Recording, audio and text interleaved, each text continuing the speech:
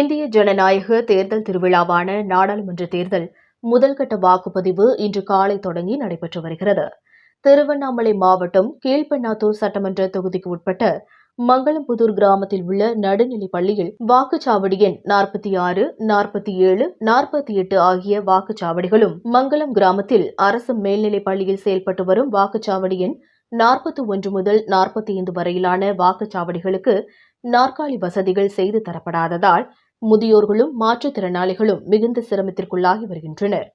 முதியோர்களையும் மாற்றுத்திறனாளிகளையும் அழைத்து செல்ல தன்னார்வலர்கள் இருந்தும் நாற்காலிகள் இல்லாததால் வாக்குச்சாவடிக்கு வரும் முதியோர்கள் மற்றும் மாற்றுத்திறனாளிகள் மிகுந்த சிரமத்திற்கு உள்ளாகினர். இதனை கருத்தில் கொண்டு மாவட்ட தேர்தல் நடத்தும் அலுவலர் உரிய நடவடிக்கை எடுத்து நாற்காலி வசதிகள் செய்து தர நடவடிக்கை எடுக்க வேண்டும் என சமூக ஆர்வலர்கள் கோரிக்கை விடுத்துள்ளனர். திருவண்ணாமலையிலிருந்து ரிப்போர்ட்டர் கோவிந்தராஜ்.